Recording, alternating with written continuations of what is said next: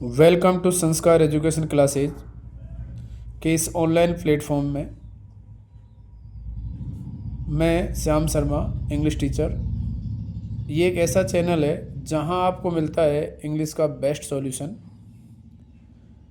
आज अपन जो शुरुआत करने जा रहे हैं ये 10th class first flight book और उसकी जो पहली जो पोइम है dust of snow composed by Robert first. Poem जो पार्ट होता है, पोइम स्टेंजाज में बटी होती है। एक स्टेंजा में 4-5 लाइन होती है, फिर होता है और फिर सारे स्टेंजा एक करके उसे पोम का नाम दे दिया जाता है। पोइम का प्योर प्रोनाउंसिएशन पोम होता है। फर्स्ट जो अपना स्टेंजा है पोइम का नाम है डस्ट ऑफ स्नो, बर्फ रूपी धूल के कण, जो रॉबर्ट फर्स्ट के द्वारा लिखी गई है। इसमें 2 स्टेंजा हैं। पहला जो स्टेंजा है द वे अ क्रो सुक down on me the dust of snow from a hemlock tree. Robert first बताते हैं, कहते हैं अपनी पोइम डस्ट ऑफ स्नो के अंदर, द वे ए क्रो कि एक रास्ता, उस रास्ते में एक कौवा होता है, the dust of snow from a hemlock tree, और वो कौवा हेमलॉक ट्री पर बैठा हुआ होता है। Hemlock tree, it is a tree, ये एक पेड़ का नाम है। एक ऐसा पेड़ है जिसमें सफ़ेद फूल आते हैं। एक जहरीला पेड़ है, जहरीला पेड़ है, वाइट फूल इसमें आते हैं, सफ़ेद फूल इसमें आते हैं।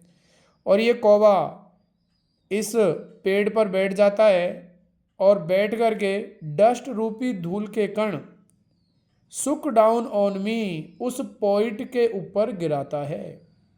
जैसे ही ये पेड़ को हिलाता है, सेक की सेकंड फॉर्म में सुक, हिलाना, जैसे ही पेड़ को हिलाया तो इसके ऊपर बर्फ रूपी धूल के कण जो हेमलॉक ट्री में छाए हुए थे, वो सारे बर्फ रूपी धूल के कण पॉइंट के ऊपर गिर जाते हैं। वापस देखो, द वे अ क्रो सुक down on me the dust of snow from a hemlock tree.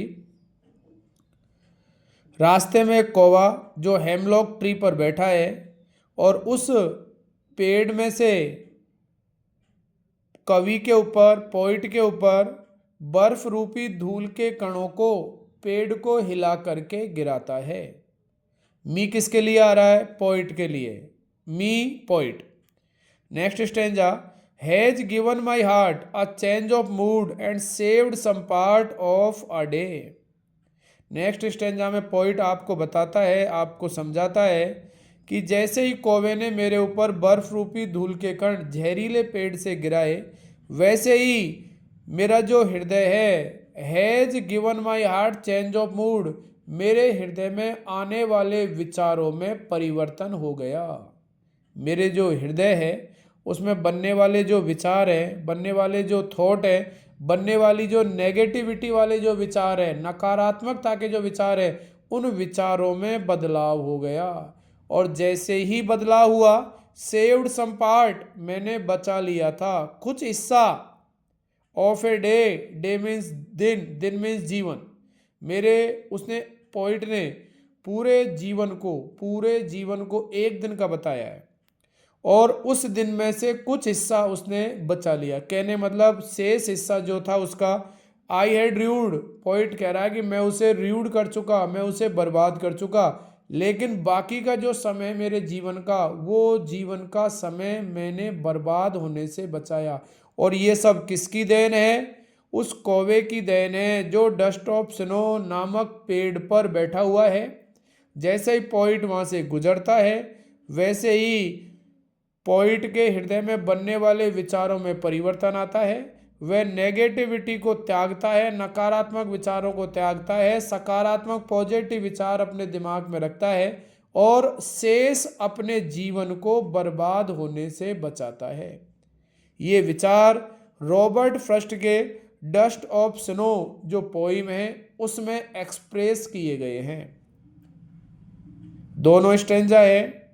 अगर अपन इसकी राइम स्कीम की बात करें तो crow me snow tree, rhyme scheme पहले स्टेंजा की होगी ए बी, सेकंड स्टेंजा की heart mood part rued, A B, इस तरीके से इसकी राइम स्कीम बनेगी। इस तरीके से इसकी राइम स्कीम बनेगी। तो पोइम में से आपके पोइम के पैसेज आते हैं, पोइम के पैसेज मीन्स स्टेंजा के क्वेश्चन बनेंगे। हर स्टेंजा के 2 क्वेश्चन आपके एग्जाम में, स्टेंजा के 2 स्टेंजा आएंगे। दोनों स्टेंजाज में से आपको एक स्टेंजा करना है और प्रत्येक स्टेंजा में 2 क्वेश्चन है। 2 क्वेश्चन आपको करने हैं, 2 क्वेश्चन 2-2 नंबर के हैं। तो ये 4 नंबर का पोइम के स्टेंजा है जो पैसेज के रूप में आएगा। और इसके बाद जो 6 नंबर जो बचे, 6 नंबर आपके क्वेश्चन आंसर आएंगे शॉर्ट टाइप। तो आपके सिलेबस में जो पोइम है वो 10 मार्क्स की है। आप इसको वीडियो को देखें, बार बार देखें और अच्छी तरीके से ट्रांसलेट करें। अगर ट्रांसलेट अच्छा होगा तो पोइम के क्वेश्चंस प्लस पोइम के स्टेंजा से बनने वाला पैसेज अच्छा होगा। स्टेंजा बोलो, एक्सट्रैक्ट बोलो, जिसे हिंदी में बोलते हैं अंश या टुकड़ा। ठीक है, इस वीडियो को बार बार देखें, प्ले करें, बार बार इसको अच्छी तरीके से सुनें और हिंदी ट्रांसलेट पोइम की मजबूत करें। Thank you, thank you.